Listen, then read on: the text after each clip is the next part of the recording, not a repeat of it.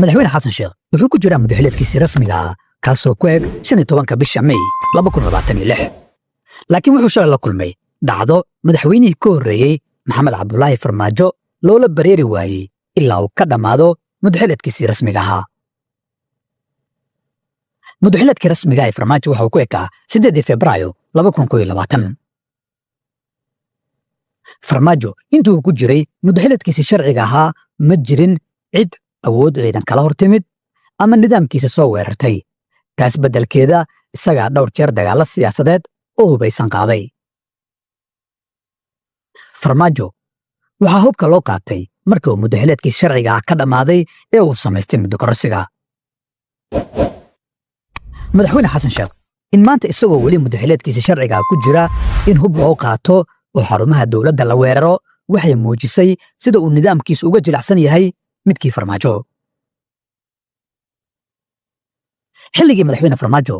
mucaaradku iyaga ka cabsan jiray in la soo weeraro oo qaarkood ayaa dibadda ku maadan jiray laakiin maanta mucaaradkii ayaa weerar ah oo shalay iyadoo ummadda u wada jeedo oo ku hubaysan 9 gaari oo nooca dagaalka ah ay duulaan ku qaadeen saldhigga degmada Warta Nabadda caasimadda Soomaaliya ee Muqdisho ayaa heshay amni la bogaadiyay 3 sano la soo dhaafay iyadoo ay dawladdu si weyn u maareysay qaraxyadii iyo dilalkii argagixisada laakiin haatan waxaa soo baxday gacan kale oo weerar hubaysan ka fulin karta caasimadda iyagoo wata magac mucaarad waxaan haatan la isweydiinayaa sida uu madaxweyne xasan sheekh uga jawaabi doono duulaanka mucaaradka iyo sida uu ilaashan karo shaqadii uu ka qabtay amniga caasimadda oo hadda qarka u saaran in la fashiliyo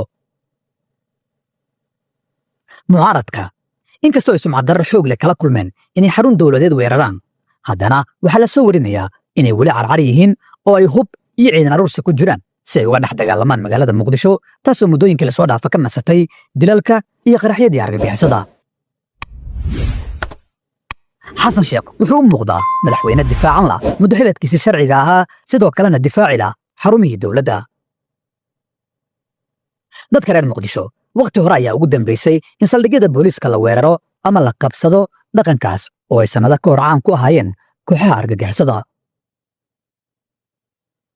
booliiska Soomaaliya ayaa ku eedeeyay mucaaradka iyo maleeshiyaadka ay wataan inuu weerarkoodii shalay sabab u noqday inay saldhigga Warta Nabadda ka baxsadaan dad u xirnaa dambiyo culculus oo sugaya in loo gudbiyo maxkamadaha awoodda u leh inay dhageystaan kiisaskooda